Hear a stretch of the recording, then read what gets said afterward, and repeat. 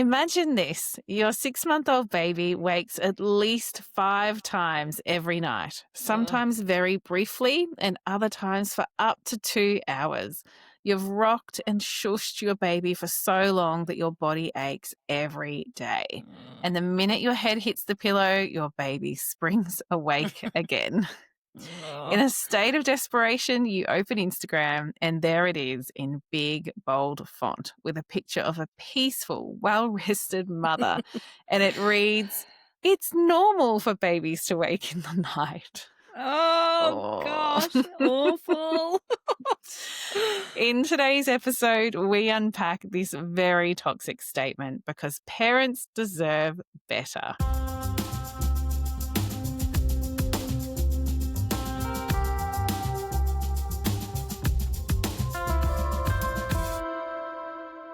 Welcome back to Brand New Little People, the podcast companion to the Somval Pediatric Sleep Clinic programs created by us. I'm Dr. Fallon Cook and I'm here with Dr. Laura Conway, and we're the directors of Infant Sleep Australia. Laura, this is one of our most hated statements from the internet, isn't it? Oh, It's it normal for is. babies to wake in the night. So unhelpful Yeah, for parents. really unhelpful. And it is the last thing you want to hear when you, night after night after night, have been doing battle with a little person who is not able to sleep for long stretches. You, therefore, are getting Mm, terrible sleep yourself. And then to be bombarded with that minimizing statement just feels so cruel. I feel so yeah. sorry for these families who are just being bombarded with this kind of messaging. Yeah. Yeah, it really touches a nerve for me when I see stuff like this because I just find it Mm, so dismissive of what are really genuine problems that parents are dealing with. And like mm, the last thing you need when you're a new parent is anybody minimizing the experiences that you're having. mm. It's awful. So, yeah, I did a bit of a post on Instagram about it and it was really well received. We had a lot of parents like write in and be like, yeah, yeah, I like what you're saying because we kind of Yeah. unpacked this statement. Why does it Mm, just rankle me so much? So, yeah, we unpacked it on Instagram and people really liked it. And yeah. we've got a few more posts like that where we're going to start to unpick some of those really helpful things that we see online. But Mm, maybe let's dive into this particular one. So, it's normal for babies to wake overnight. And I mean, it is true, isn't it? So there is a yes. grain of truth. This is a simple fact and it starts with a truth, doesn't it? Yeah, absolutely. As do a lot of these things. There's a grain of truth, but it then swells out of all proportion. So, Mm, if we think about why babies wake overnight, of course, little babies will be waking overnight for their needs to be met. So, if they need feeds, if they need their nappy changed, they just need a little cuddle. Those are normal things that younger babies and some older babies need to have overnight. And absolutely, it's your job as a parent to provide mm. for your baby in that way. But if we think about sleep in general, there are also going to be other natural wakes overnight that are not due to your baby needing a feed or needing their nappy changed. Because as we all move between sleep cycles overnight, there are natural wakings that happen Mm. between the cycles. And that's just the way sleep works. So Yeah, yeah. no one is saying that there's no wakings in the night, are they, Well, Fallon? that's it, isn't it? Like, even as adults and parents, when I tell this to parents, they're often like, "Really?" Yep. Like, as adults, we wake up 5 or 6 times per night, but it's so brief and so fleeting, we tend to not remember it. But, like, Mm, often, adults will say, "Oh, I do remember maybe, like, rolling over once last night or maybe mhm. twice," but generally, if unless I've got insomnia, we're Yeah. back to sleep really quickly. So, yeah, actually, no one is really out there saying that, babies shouldn't wake overnight. We all know that babies wake overnight, much like adults. But I think that's where this has been, people talk about like the straw man fallacy, where sometimes you can present something that's similar to the truth, because it's Mhm. easier to shoot it down Yeah. and kill that argument off. And I think that's what they're doing, because it is a bit of a play on words, because we've got night waking in the very literal sense, meaning that, somebody is asleep, then they exit their sleep cycle and they wake during the night. That'd be your very literal definition, where all humans wake multiple times overnight, very briefly Mhm. between sleep cycles. But then you've got the practical definition, the meaning that parents are using and that we use all the time, which isn't about that literal meaning. It's just if babies or humans are waking up overnight, and fully waking up, needing something, like for an adult Yeah. with insomnia, if they're waking up for half an hour overnight, we don't just go, oh, well, it's normal for you to wake, because it's not really normal if you're waking for 30 minutes in the No. night. So it's that the way that the people who do sort of push that, oh, it's normal for babies to wake overnight kind of narrative, they're kind of deliberately choosing that very literal definition, because Yeah. it's easy to shoot down, rather than the practical definition that parents actually use all the time. And we know what parents are actually referring to when they talk about night waking.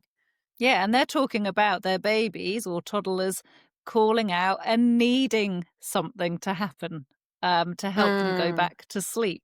So some parents will say, "My baby only wakes once overnight." Us as sleep practitioners aren't thinking, "Oh, there's no other wakings." We know that that baby is waking yeah. multiple times and resettling, but we are not. Yes. We're using the meaning in the way that the parents intend. How many times is your baby waking Exactly. overnight needing you to do something to help and support them to go back to sleep?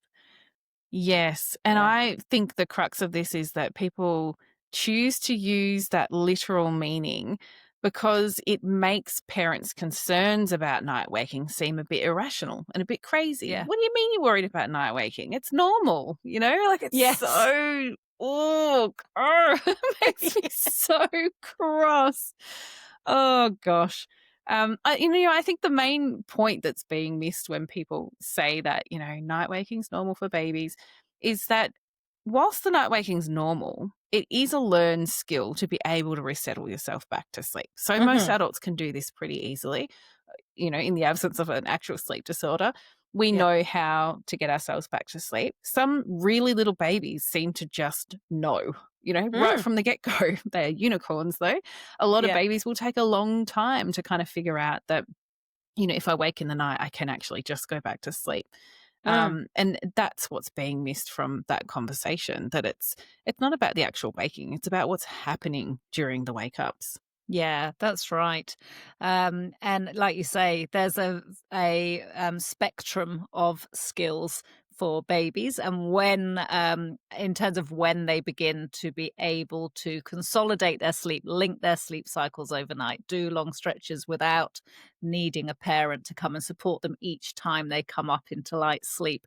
And some start it earlier than others. Some will do it for a while and then have a little hiccup if they've become unwell or something's happened. There's been a big change, yeah, others will won't.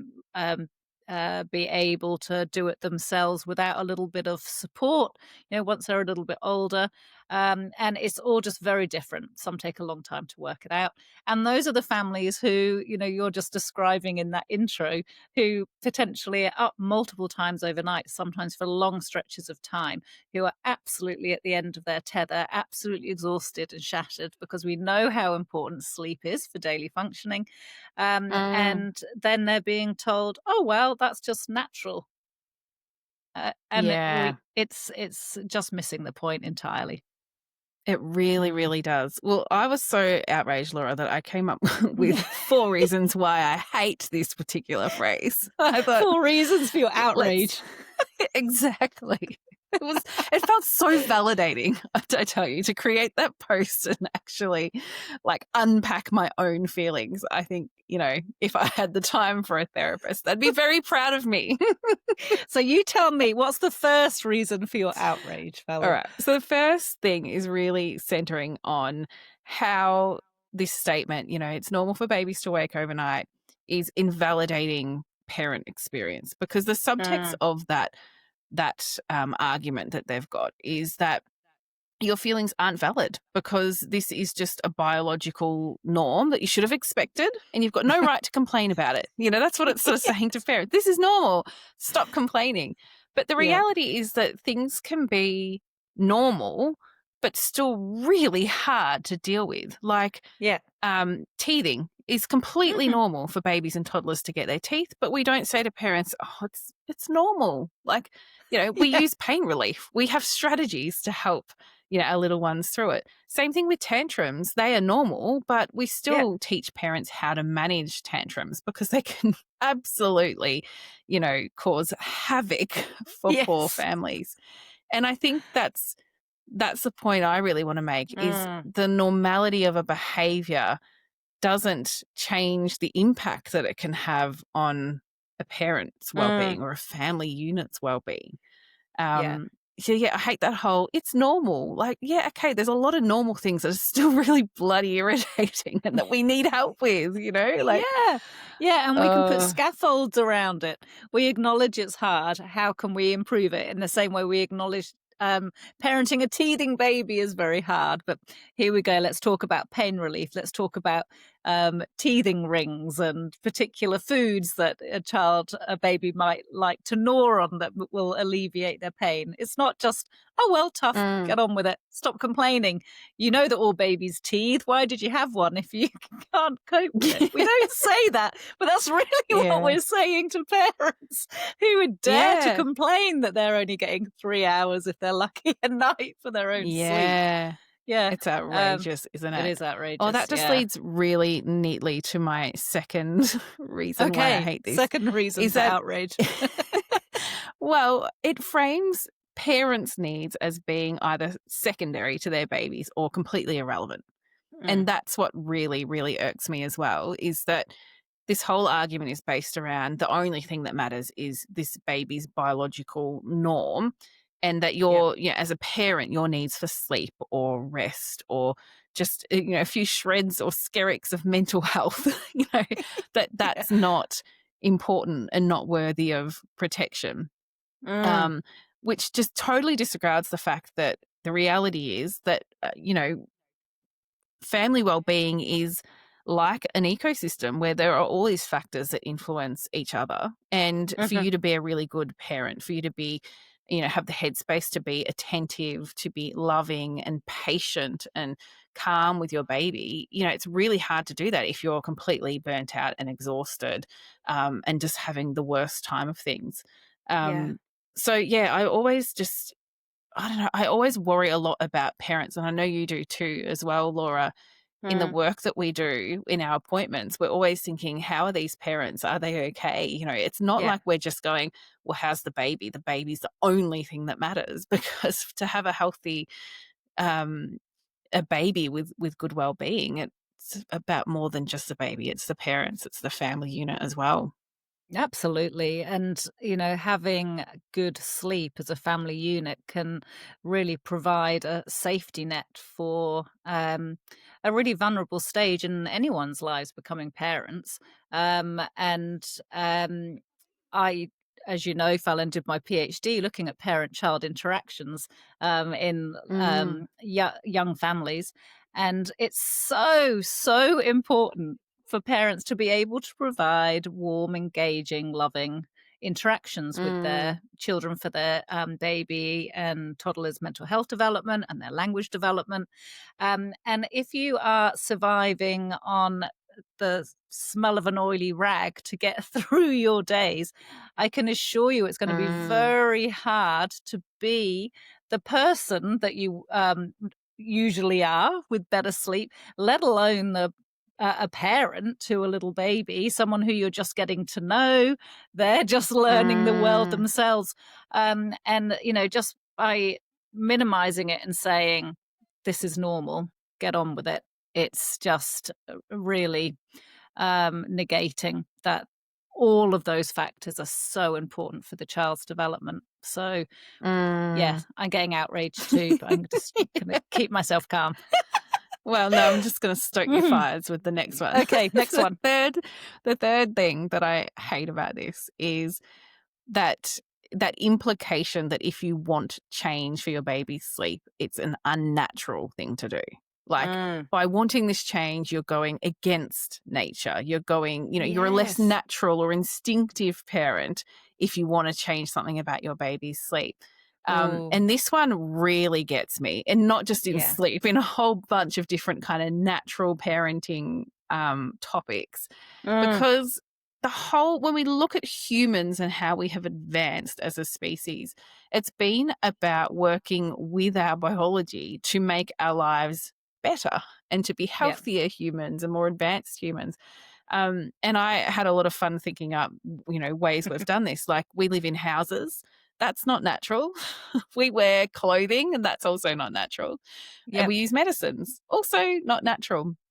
Um, but that's just what we do as humans. So, Yeah. helping a baby learn how to resettle themselves back to sleep is just another way that we're using our knowledge to help families to be well and to thrive and be okay in a really modern world.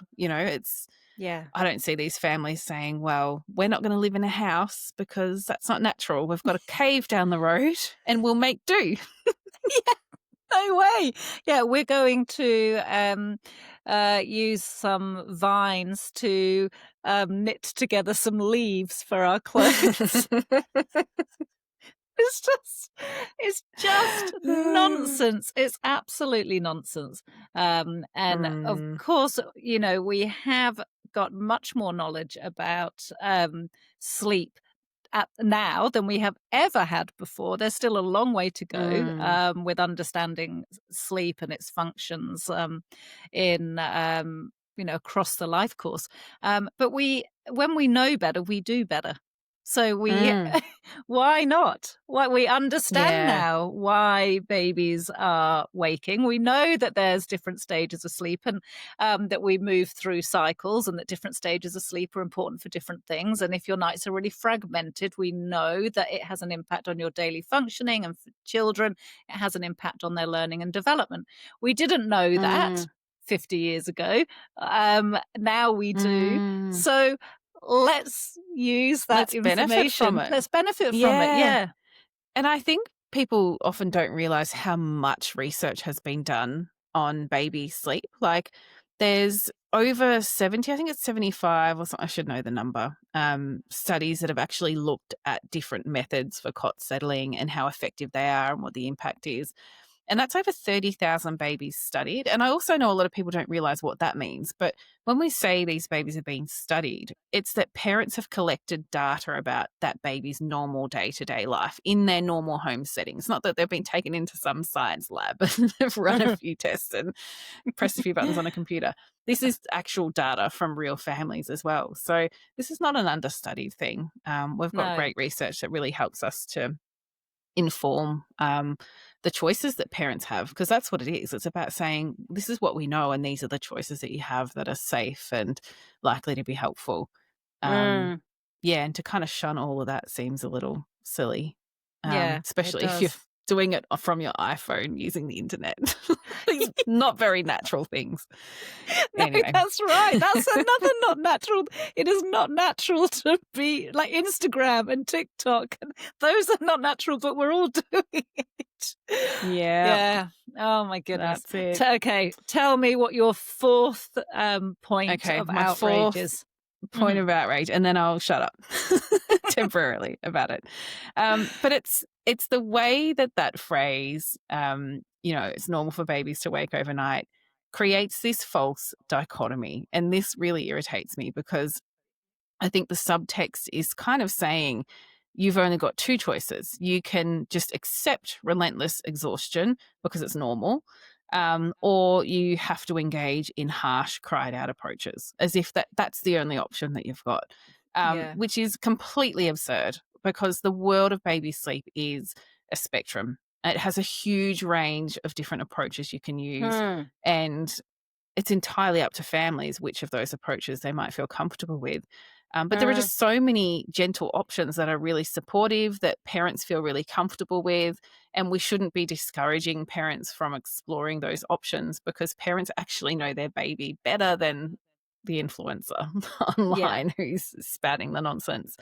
And I just think parents should know that it is not a choice between suffering in silence, feeling like you can't even complain about the difficulties you're having, or opting to just shut the door at 7 p.m. and not return until the morning. Mm. Like those Yeah. are not your two options.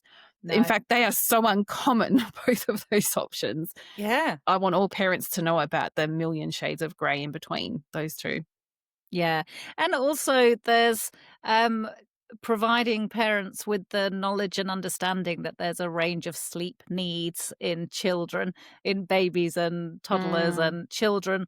And so when we're thinking about overnight wakes, we're not just thinking about cot settling, we're also thinking about understanding what your individual child's sleep profile is, what their temperament is, and mm, harnessing all of those factors along with how they fall asleep and what happens when they wake up overnight to see if we can or what we can make adjustments to improve their sleep so that they do longer stretches overnight, which is great for their well-being and it's awesome for yours as well. So yes. it's much Yeah. more than just cot settling.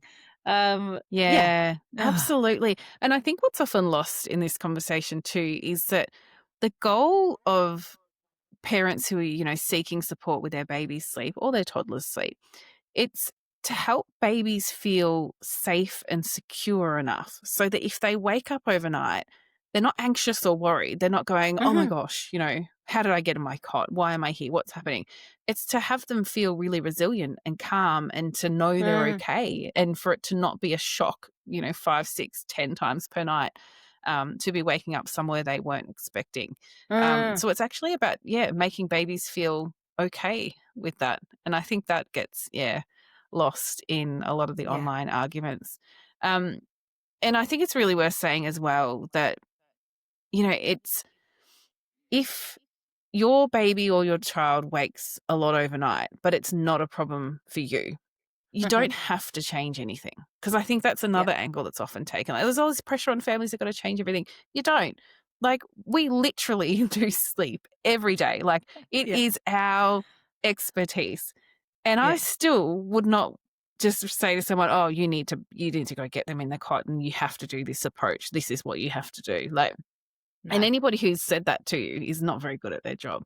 It's Mm. parent choice, and it's about our job is about educating parents on the options they have and Mhm. actually letting the parents tell us what approach they feel comfortable with, but what approach is the right fit for their baby's temperament because parents know. We can help them Mm. untangle the threads and work out, what's likely to be a good fit. But at the end of the day, it's the parents who know best, and we're just there to guide them and encourage them and cheer them on. Yeah, absolutely. Look, I Mm. think, that has been, a really great opportunity for you and I to it's been like therapeutic session. Woo. Yes. Got that out of my system. Got it out of my system. But Laura, I've got a whole list of other posts I'm going to make about I'm going to call it the They Say series, and then we're going Mhm. to unpack some of these things. And I'm really keen to see what parents think as we start to unpack just some of the dodgy stuff we've seen online, some of the common kind of myths that go around as well. But I really want to be Mm. guided by the people who actually listen to this podcast. So Mm. if you don't follow us, go and follow us. And if you spot the post that we did about this particular irritating statement, then go and Yeah. tell me what you think in the comments.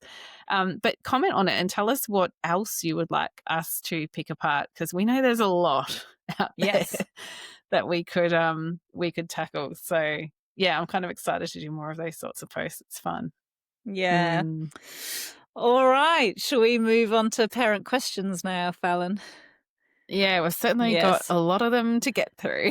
We have. So we have gone to fortnightly podcast episodes now, just because we have that huge bank of over 100 episodes now that listeners can go back go back through. And that does mean that we do now have quite a few questions to get through. So we're going to do our best to be as succinct as possible while still being very helpful. And yes, do know that if you send your questions in after kind of midday on a Friday, and we're not, you potentially are going to need to wait for another 2 weeks for your questions to be answered. Mm. Yeah. Yeah, and if anything's really super urgent, please book in for a coaching call. You'll probably get in to see us within a couple of weeks, although they are pretty heavily booked at the moment. Mm, But you do have that option as well if you need a bit more detailed advice or something a bit quicker. yeah. Mm. Okay, so let's kick off. The first question is from Katie, who has an 8-month-old baby, who recently transitioned well from 3 to 2 naps, totaling just an hour. So it's 2 half-hour naps, has a 7:30 bedtime and a 6:45 wake up. Katie says every night between 9 and midnight, her baby cries and appears quite distressed. But on closer looking, she sees that the baby seems to be asleep, has her eyes closed, and there's no tears.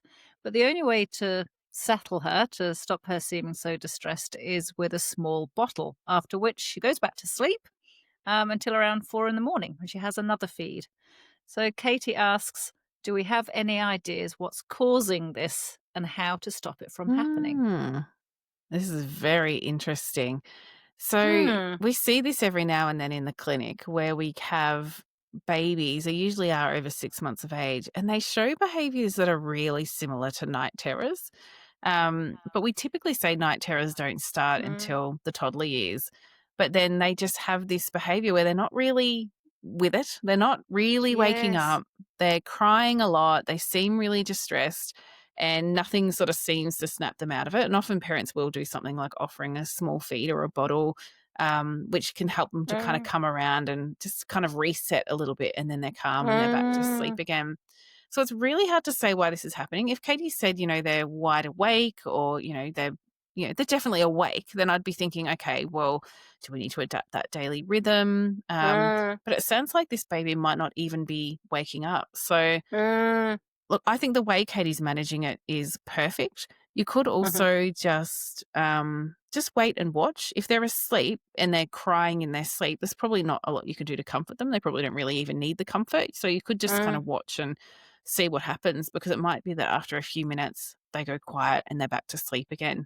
Um, mm. but it is really interesting. What do you think, Laura? Yeah, it did confuzzle me, as my daughter would say, um, because it does sound like a night terror, and night terrors normally happen in that first third of the night. We've spoken about them before, of course, but in regards to older children, but it's that moving out of deep sleep up into the lighter sleep stage. It's a little bit of a glitch. And, Mm, in older children, we generally say just don't intervene because it can make the distress escalate or go on for longer. So, look, I think because I suspect it is something to do with your baby moving from deep sleep up into their lighter sleep stages, Katie.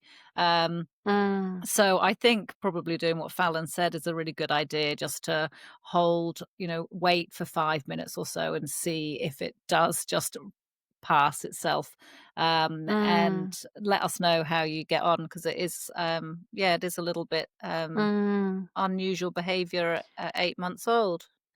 And Mm, it could be worth even just cooling them down a little bit. So if they're running a little bit hot and sweaty, sometimes that can trigger night terror like behavior. So just because it wouldn't hurt mm, to try, I'd be tempted to just check are they a little bit too warm? Sometimes just reducing the layers a little bit or turning down the thermostat a little bit makes a massive difference and it just stops. So be yeah. keen to hear how you go, Katie. Mm, Hmm. All right. Sharon okay. has a 3.5-month-old baby boy who self settles for all naps and overnight sleep. And she's put thank you in brackets. You're very welcome, Sharon. Sharon says since being unswaddled, cot naps have shortened to 30 minutes, while pram and car naps can be longer. Some days end up being 4 or 5 short cot naps, Other days, a mix of cot and on the go naps. Attempts to resettle in the cot after 30 minutes lead to more crankiness. Managing naps is difficult with a 21-month-old too. Oh, I bet it is. Mm. Sharon asks, will cot naps naturally lengthen as her baby adjusts to being unswaddled and matures? And do we have any tips for creating more nap rhythm when managing two young children? Mm. I think we do have a podcast episode where we talk in a little bit more detail about how to manage toddlers and babies at the same time, Sharon. So go back in the back catalogue and have a little look. Mm. Um, And there's some it lessons in Sunbell on that too. Yes, true. Yeah. So, Mm. it can be really hard. You're in a very, tricky time of life, Sharon, with the little baby and the toddler. I suspect your baby is probably closer to 4 months now because it's been a couple of weeks since your email came through. So I would be thinking more about trying to avoid as many cot naps as up to 5, because Mm. I suspect what's happening is that your baby is starting to need slightly longer awake during the day. You know, maybe having Mm. 5 cot naps a day suggests to me that maybe your baby's only managing to be awake for an hour or so at a time, and then you're popping him down. Then he might only be able to do one sleep cycle because the sleep pressure hasn't got quite high enough. So I would be Mm. looking at starting to maybe lengthen some of those awake windows, Sharon, so they get a little bit longer as the day goes on. And that might help some of those cot naps begin to be a little bit longer.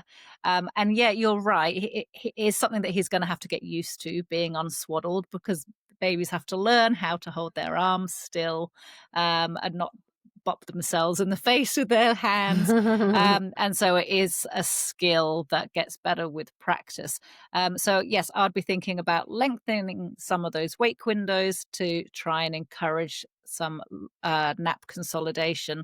And when your baby wakes up after only a short nap, if possible, just set yourself 10 minutes where you might try and resettle your baby to see if they could do another cycle. Consider having a basket of toys for the toddler that only come out when you are resettling the baby, that are really highly motivating for him to play with, and that just gives you 5 or 10 minutes with your hands free.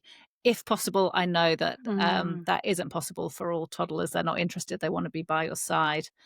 Um, Fallon, do you have anything else that you would add to help Sharon?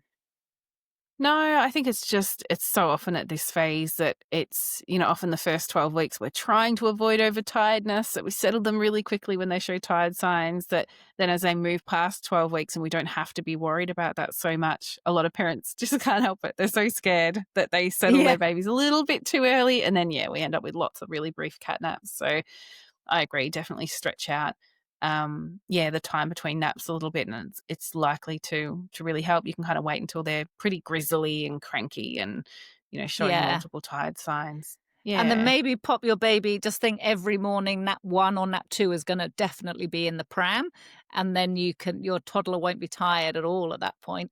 So that you could Mm, try for slight maybe an hour 15, hour and a half before they go down. I don't know what their sleep need is, of course, before you put them in the pram for that first nap, and then you could go to a park with your toddler, and then in the pram, you've described that they are having longer naps, so you might at least get 1 good nap out of them, which is then gonna help that mm, next wake window be a bit longer before they go down for their next nap, which might then coincide with your toddler's nap.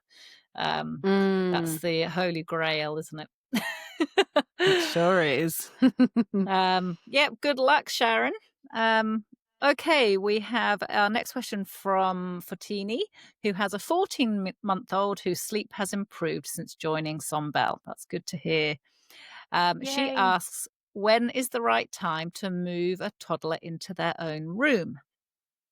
It's a good question. Look, any time now is a good time. Mm. Separation anxiety, can be peaking around this time, so you might wanna do it, fairly slowly if you're worried about how your toddler will adapt to being in their own room. It might be that one of you sleeps beside their cot on a spare mattress for the first few nights, and you just give a bit of reassurance if it's needed.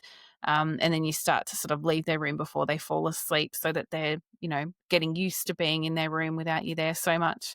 Um, but yeah, now I would say it's a quick and Mm. easy answer. Yeah. Good. Yeah. Next Or question we have is from Nicole. She has a 5-month-old baby girl who was waking hourly overnight and feeding to sleep. They've just started using the supported accelerated approach and have already seen improvements with her sleeping up to 8 hours. Oh my gosh, Nicole, that is amazing. You so must feel good. so good. Yeah. So Nicole's question is around the approach for daytime naps. She used to have 3 naps totaling 2.5 to 3.5 hours a day. Currently, she will not nap using the supported accelerated approach in her cot, and they have needed to take her on pram walks twice a day. They've tried, but often stop after 15 to 20 minutes. Because of this, she's only getting 1.5 to 2 hours of nap sleep during the day and is often grumpy and tired by the evening. Is there another way they can support her day sleep without it affecting the nighttime settling that seems to be working? Mm. Nicole, I reckon what's happened is your baby was having such fragmented overnight sleep before that they were having lots of catch up sleep during the day. So they were Mm, having up to 3.5 hours of day sleep to recover from being up hourly all through the night. yeah. So I suspect what's happening now is that your baby is just sleeping so much better at night, up to 8 hours in a stretch, and therefore is needing less sleep in the daytime than she previously needed. So Mm, I think, first of all, don't be worried that because you term it as she's only getting 1.5 to 2 hours of day sleep now.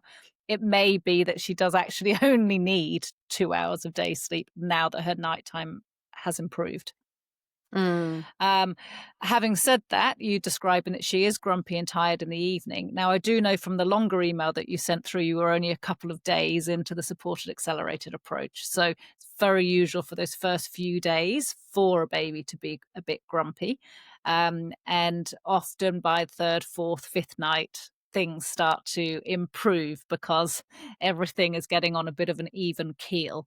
Um, mm, so I'm hoping that you have had that experience, Nicole, and things are beginning to improve, particularly mm, because it does sound like you were supporting your baby to have her naps during the day by putting her in the pram.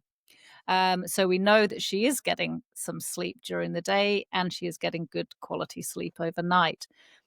Now, in terms of how to improve the cot settling for the naps, um, I think there's a couple of things you could do. One is that you could continue to give one nap a day that is in the pram. Um, if you would like to do that, it might be a nice thing for you and your husband to do in the morning.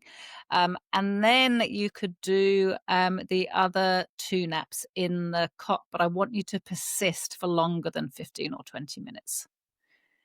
If mm, your baby, has just had the experience of going into the cot, protesting about it for 15 minutes, and then being popped in the pram where she might prefer to be, that's quite manageable for most babies to protest for 15 minutes. Nicole, your baby might think, "Well, this is weird." Okay, this is Fine, just what let's we do have to this do. again. Okay, here we go again.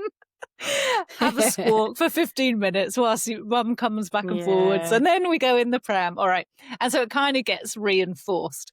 So I would yeah. be thinking maybe keep one nap in the pram just for some sanity. Maybe it's the last nap of the day, the third nap you do in the pram, and the first two you do in the cot, and start and challenge yourself to try for longer, and think to yourself, I'm going to attempt to settle my baby in the cot for at least half an hour. And if after that time she doesn't sleep, then maybe get her up and then try again in another half an hour to an hour rather than popping her in the pram. Just whilst we Mm, try and nail the naps. But they can be notoriously tricky for some babies. What Mm. tips and tricks do you have up your sleeve, Fallon, for babies Well, who are like often Nicole's? in yeah, often in the clinic, I say to parents, don't even bother trying for the cot settles for maybe the first week that you're working on your new approach. I will just say, look, Oh, for the nail naps, the you mean? nights. Yeah, for the naps. What did I Yeah. say? Just no, don't Who worry knows what about I cot said? settling. Oh, it's 9:30 at night, so Yeah. I probably needed more naps today. But no, so what I would say to families is if you're making a change to cot settling and self settling, focus on getting that right at night, which is what Nicole's doing, which is great. And I say to Mhm, families, if you do all the naps in the pram for the first week, don't care less. It's totally fine. Because mhm, after a week of self settling overnight, those self settling skills are that much stronger. Then when you try mm, a nap in the cot, it's much more likely to work. So you do have that option of just going, well, let's mm, just try this in another few days when they've had a bit more practice at night. yeah. Yeah, good luck, Nicole. Okay, our next question is from Georgina. Her baby girl had very unsettled sleep in the first few months, only sleeping in short stretches. Things improved slightly around 4 months. Oh, we don't often hear that things improve at 4 months. So Yeah. that's interesting. Yes. Um, but she has always relied on breastfeeding to sleep and refuses to let anyone else settle her. At 7 months, Georgina tried the supported accelerated approach, which helped lengthen overnight stretches, but the crying was intense, so they paused. Now her baby sleeps from 8 p.m. to 4 or 5 a.m., feeds, and then sleeps until 6:30, a huge improvement. The remaining issue is Good. that only Georgina can get her to sleep. Attempts for her husband to do bedtime with or without Georgina present end in hysterical crying until she intervenes. Georgina feels trapped and is desperate for her baby to accept her husband settling her so that she can rest or attend events. She asks, should they try the slow fade approach or another strategy to help their baby accept settling from someone else? She says, no matter what, she just cries until she's blue and coughing if anyone else tries to get her down. Help. Oh, Georgina, you Mm, poor thing. Some babies have yeah. a really challenging temperament where they know what they want and they react Mm, so strongly. And it can feel so hard as a parent because you're looking at your child thinking, why are you doing this? You might be mm, surrounded by other babies that don't react as strongly as your baby. It can feel mm, really, really overwhelming. Um, so, my thinking is that there isn't an easy way to just mm, make your baby accept their dad. mm, I wish that there was some trick I could tell you, but mm, it really is just they have to realize that it doesn't matter who settles me, it goes the same way. So maybe one mm, way you could do it is when you're settling your baby for sleep, you just have dad in the room, not doing anything in particular, but just in the room and observing what you're doing to get her off to sleep.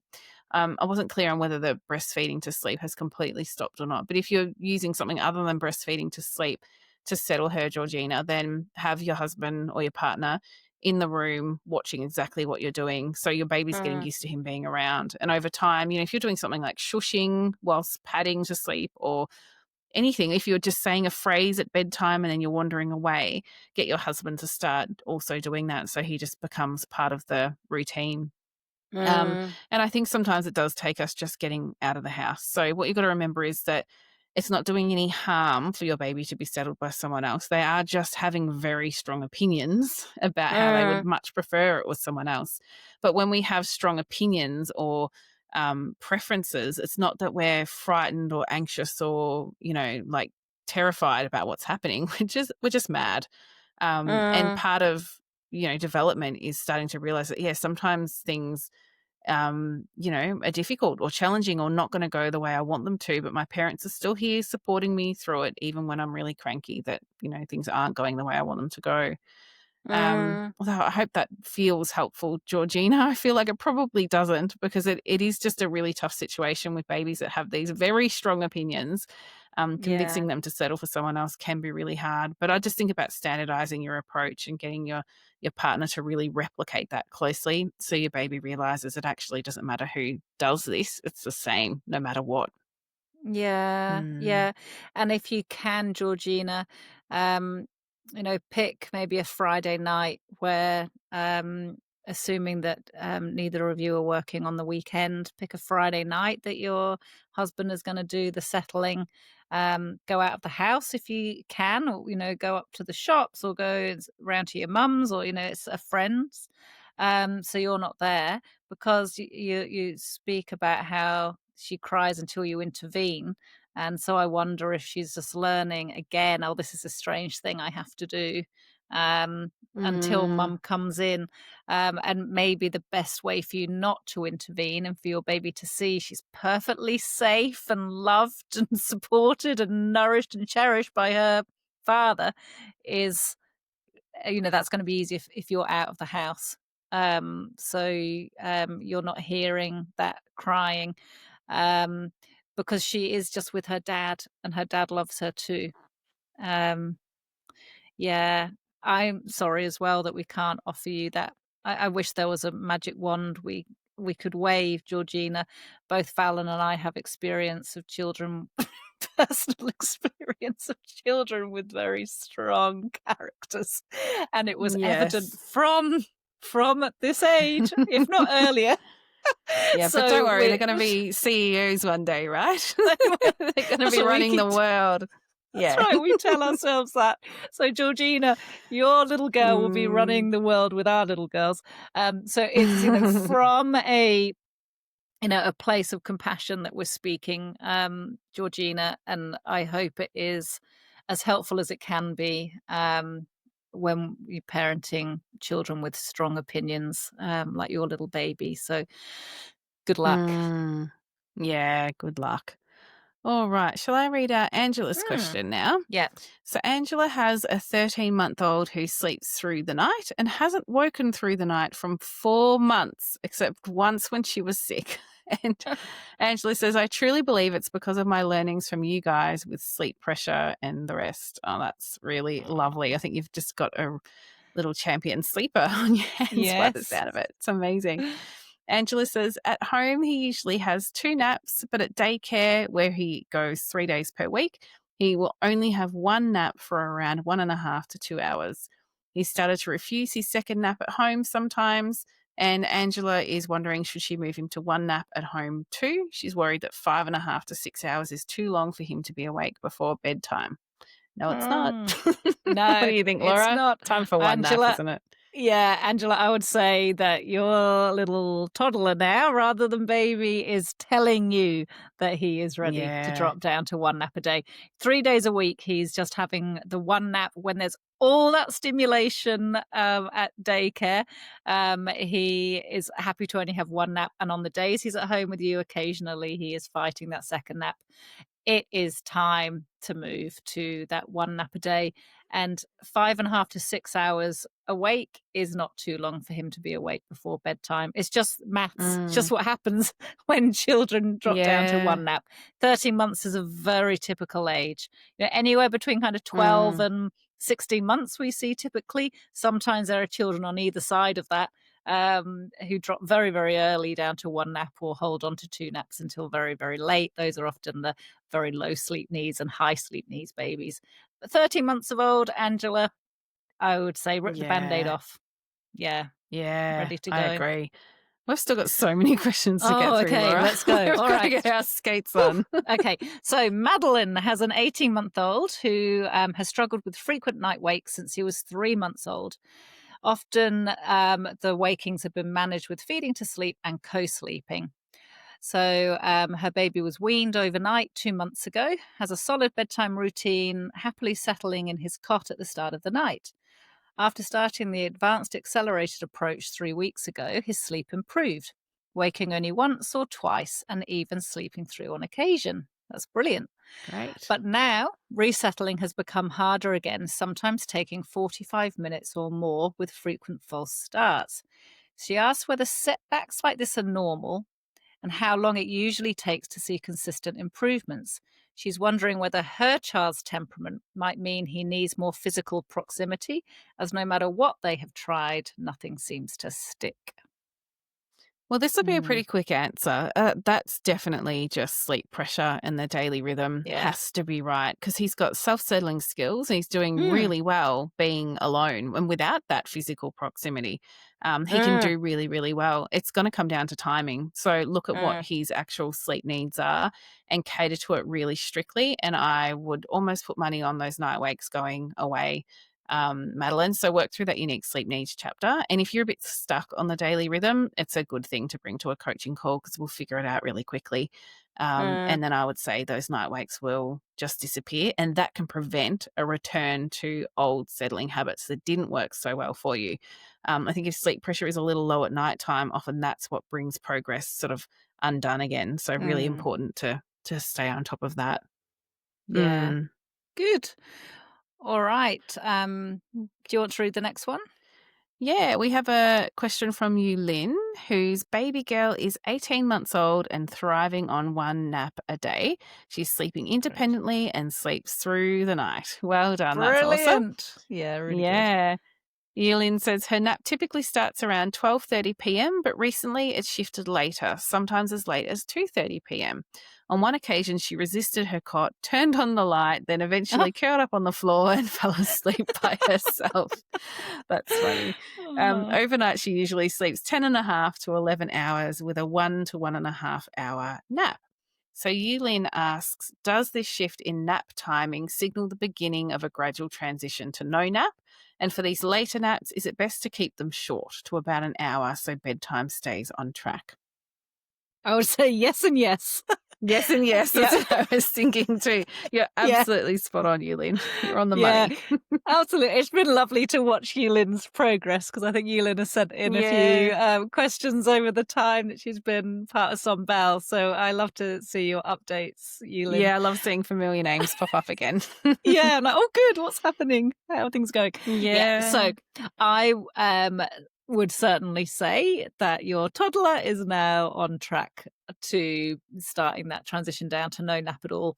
Um, Now, given that bedtime, she's sometimes having 10.5 hours overnight, sometimes 11 hours, sometimes 1 hour nap, sometimes an hour and a half nap. I would be thinking about trying to standardize that at this point, just because that's going to help that nap time become a little bit more predictable for you as well. So Mm, I would be thinking if you want her to have a longer nap, like an hour and a half, I would be doing just the 10.5 hours overnight. So picking the bedtime and wake up that's in line with that. But you might find that if she's just on um that slippery slope now, not slippery slope, sounds like it's something unnatural, but just on that transition point, and she manages really well on just 1 hour, perhaps I'd go just a 1 hour nap and then give her the majority of the sleep overnight. Certainly, yeah. if the nap is pushing later in the day, just keep it to 1 hour for sure to keep bedtime on track. Yeah, I 100% agree. I think that's really good advice, Laura. Mm. Okay, so Gillian has a baby boy who's 11 months old and has been sleeping well with independent settling thanks to Som Bell. Oh, that's great to hear. He often sleeps through the night and has done since he was 8 months old. Recently, however, he's been waking earlier. Oh, these awful early wakes between 4:30 and 5:30. He's begun to have Ouch. some overnight wakes as well, and his naps and bedtime pushed later. His last sleep diary showed a sleep need of about 11 hours, with two 30-minute naps, bedtime of 8:15 and wake up 6:15. He's energetic and happy when awake. So Julian asks, is 11 months too early to drop to one nap, or should they maintain two shorter naps and adjust the daily rhythm to fit his current sleep needs? What do you reckon, Mm. Fallon? Occasionally, I'll get a baby in the clinic who's 11 months old and is just so ready for one nap. Like, it's just so obvious that these Yeah. little busy babies are just like, nah, I'm done. I just want one nap now. So it's possible, certainly not impossible. Uh, Generally, what I say before 12 months is if they're okay doing two 30-minute naps, and that bedtime and wake time that Gillian's described, if that works, fine. They're coping well with that. The settling's not too difficult or drawn out. That's what I would do for a little bit longer, but pretty quickly, I reckon you'll find that he'll just won't want the second nap, or the settling will get tricky. And that's when you'll know, okay, let's just make it one nap for 1 hour in the middle of the day. And I Yeah. think things will start to get better. Yeah. Um, yeah. Yeah, So so that's see if that's you how I can would keep approach that. yeah, see if you can keep 2 short Mm, naps for a little while longer. But really, if we think about the checklist for dropping naps, he's ticking quite a few. Bedtime pushing later, yeah. resisting one of the naps, waking early for the day, more frequent overnight wakes. Yeah. So if you can be sure that there's nothing else going on for him, there's no medical factors going on, there's no change in bedding or bedroom or any of those things. And really, Mm. it's just becoming harder and harder to fit that second nap in. Yeah, transition him And to I just I the bet one. he's a really oh, actually, she does say he's energetic and happy when Energetic. awake. Often these are the babies that are just like, "I've got stuff to do. I don't want a nap." Yeah, this is Yeah, yeah, I boring. can Yeah. imagine it. Yeah. All Okay. right. So Mm. moving on to Rachel. Rachel has a 2.5-year-old girl and has been using Sonbel since she was 4 months old. Oh, how lovely. You must have been Aw, here from close to the start. She's great. yeah. Rachel says, over the past few months, they have been tweaking her sleep and naps based on what appeared to be a drop in sleep needs. They think she needs around 11 hours sleep a day, and that's generally a 6:30 a.m. wake up, a 30-minute nap, and an 8 p.m. bedtime. Hmm. Previously, waking her up after 30 minutes was fine, but recently she's been hard to wake up. And Rachel asks, when do sleep cycles get longer, and how do you know this has happened? Do we Uh-huh. want to address that question first, maybe, Yeah, and we then could go do into that. the next one? Yeah, Yeah. okay. So sleep cycles just get longer as children get older. By the time your baby starts school, by the time she's somewhere between 4 and 6 years of age, her sleep cycles will be like the same length as an adult, so close to 90 minutes. So there isn't, I don't think there's actually been a study of natural sleep cycle length development, Fallon. But Mm, one for us to just double check because studies are coming out all the time. But it may be that her sleep cycles are longer than 30 minutes, and the reason that she's finding it hard to wake up after that time now is because she's mid sleep cycle. And that is one of the ways that you tell if a sleep cycle has got longer. So mm, if she's really hard to wake, her sleep cycles have got longer, you're waking her mid cycle, then she's going to be a bit grumpy, may have a bit of sleep inertia, take half an hour or longer to warm up after you've woken her from that nap. So I think at two mm, and a half, you've probably got a decision to make. Do you drop the nap and mm, push all of the sleep into the overnight? Um, and you might find that she actually copes all right after about a week. She'll get used to it. Or do you try and work out the length of her sleep cycle now and give her a longer nap? But mm. that will mean shortening the overnight.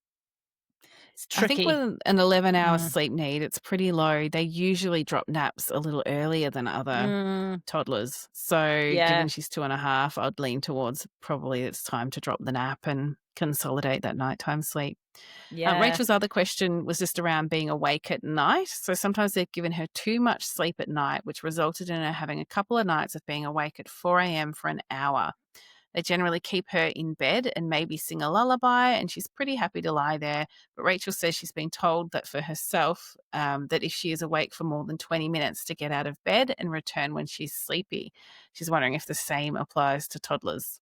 I wonder if Rachel's been treated with CBTI for insomnia because Yeah, it sounds like it, doesn't it? that's stimulus control therapy, Rachel, that you're referring to, which is what we do. One of the tricks or techniques that we do use to treat insomnia in adults. Um, no, we don't do that in toddlers. We just So very quickly adjust the daily rhythm, we don't just we? adjusted it. Yeah, Close those gaps overnight. yeah, Because we don't yeah. want toddlers to think there's any other option except sleeping. No, I was like, it works well with adults because they want to go back to bed. That's how Yes, it because true. when you have to get out of bed in the middle of the night after trying to fall asleep for 20 minutes, you just want to get back under those covers as quickly as possible. Toddlers don't, so we do not use Mm, that strategy with toddlers.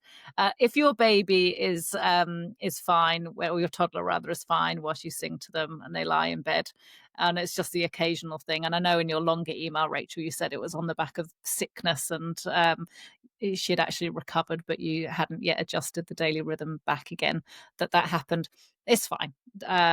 It, Mm. Rachel, how to adjust things.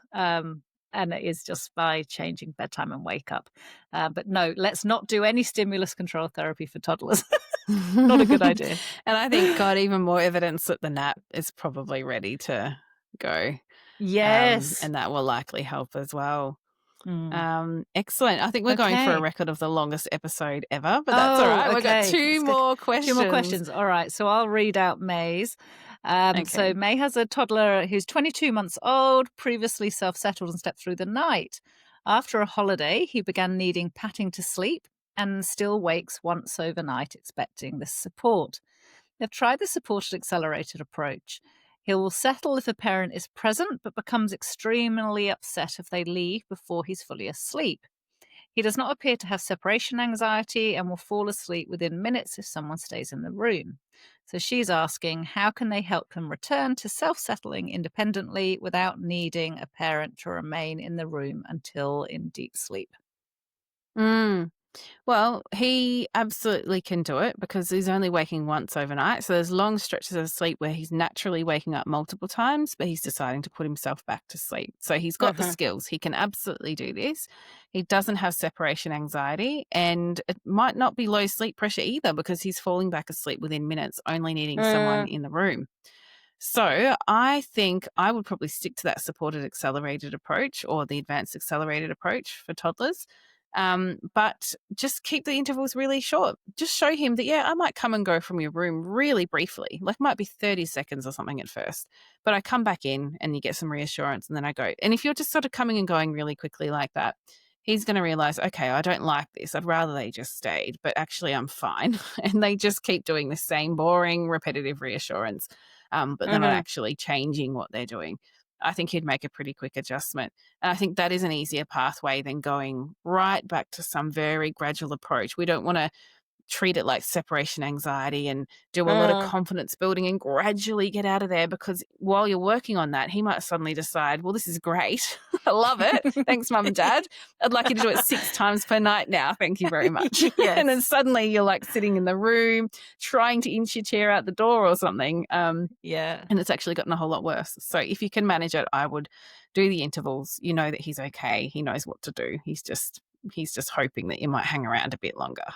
Yeah. And you can even say, I'll be right back, leave, wait your interval, come back. So I said I was coming back, lie down, I'll be right back, out again. Yeah, yep. So you're Yeah. just giving him evidence upon evidence that you're still around, you're coming back, you're not ever gone for very long at all. Mm. Yeah, and he'll adapt. Um, yes, good luck there. Okay. And lucky last, we have Kathy. Kathy's Mm. baby girl is just 5 weeks old and has resisted swaddling since 2 weeks old. She fights every type of swaddle. Mm. Kathy says if she's in their arms and swaddled, she will relax and sleep without protest, but now she refuses to sleep in the bassinet. And this has led to a reliance on contact napping and now frequent night waking if they try to put her in the bassinet. They've Mm. tried gradual cot settling, but progress has been limited over the last week. So Kathy would like to know what can they do to help their baby accept the bassinet, given that swaddling leads to protests, but with no swaddle, their baby startles a lot. So that's that Moro reflex where we see babies startle awake when they're Mm. nodding off to sleep. What do you think, Laura? It's Yeah. a bit of a tricky one. It is a tricky one, and I really feel for you, Kathy, because you're just, you're very new into this. Your baby's only 5 weeks old. She's new into being Earthside, and Mm, it's a really tricky place to be. I would be thinking, let's continue to use the swaddle because she has been adapting to it while she's in your arms. Baby's sleep changes very, very quickly in the first few weeks. So probably in the week or so since you've sent this email, Kathy, your baby has had another, all those days and nights of being in her swaddle whilst in your arms. And that's going to have been more and more experience for her to see that the swaddle is fine. So I think now it's going to be important to give yourselves a bit of a break and move on to bassinet settling so that you moving away from that reliance on contact napping. And I know from your longer email, you are having to do holding her overnight as well, and she's waking otherwise she's waking every 20 minutes in the bassinet. So I'd really encourage you to um, stay really calm and confident, popping your baby into her swaddle, popping her into the bassinet, and then with your arms or hands on her, giving her loads of support, knowing that you're right there with her. Even if she's unsure about it, everything's new and different for her. It's okay to be patting her, shushing and humming while she's in the bassinet for a short period of time before you're giving her a cuddle and then popping back down, and then off you go again. We generally find that with repeated practice and repeated exposure, babies do come to learn to see that they're safe and secure with mum or dad by their side in the bassinet.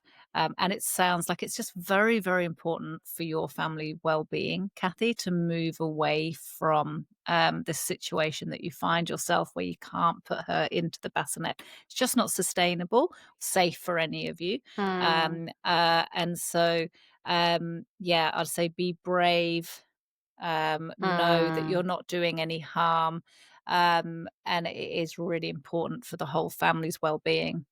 What would you add, yeah. Fallon? Just that it takes practice. Some babies are quite convinced that the bassinet's a terrible, terrible place, and think of it like a little scientist who's landed on a new planet. They're gathering data, like, is this okay? And if as soon as they cry in their bassinet, we pick them up out of it, they're kind of going, oh, that definitely wasn't okay because when I got upset about that place, I was really quickly removed from it. So it's probably not safe. But if we can give them lots of support and we just keep showing them you're okay here, you can give them lots of cuddles, have lots of breaks, but you're then building that evidence base. So they're going, oh yeah, time and time again, I go in there. It's actually okay. Don't get eaten by a tiger. And mum sings a Yeah. lovely song and dad does the lovely pats. They start to learn that, okay, this is actually an okay place to be. But they just want to Mhm. build up that evidence. Maybe they're the little skeptical babies. They just need a little bit more Yeah. convincing that this is actually okay. It is super tough, but Kathy, I promise you, they all adapt. But some of them just take their sweet time. So make sure you've got some supports around you. If you've got some Mm. friends who offer to help, they're going to help. You know, give them a Yeah. job. Don't let them leave the house. Say, oh, I'll let you know. You're like, this is what I need you to do.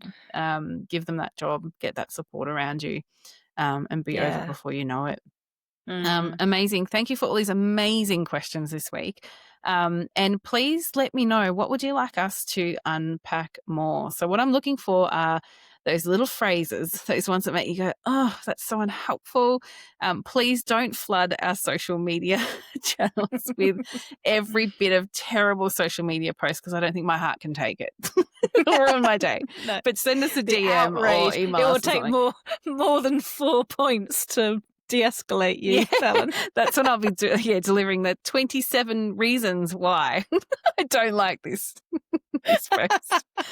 But anyway, I would love to know what you'd like to, miss you want us to bust, and that sort of thing would be awesome. If you're not following our social media channels, please go and do it because, I put a lot of energy into it. I need more people to tell me I'm doing a good job, validate my hard work.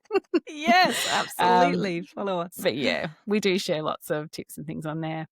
And if you have been struggling with night waking, because whilst night waking's normal, we have certainly learnt that it can be very problematic and have a big impact on well-being. So if you are struggling with your baby or your toddler's night waking, we have master classes that are age specific within SOMBAL that really help you go through every possible factor you need to cover so that you can come up with a great plan and just get that night waking under control. So if you're needing that help, go and check out SOMBAL. Book in for a coaching call if you need extra support. We are here to help you.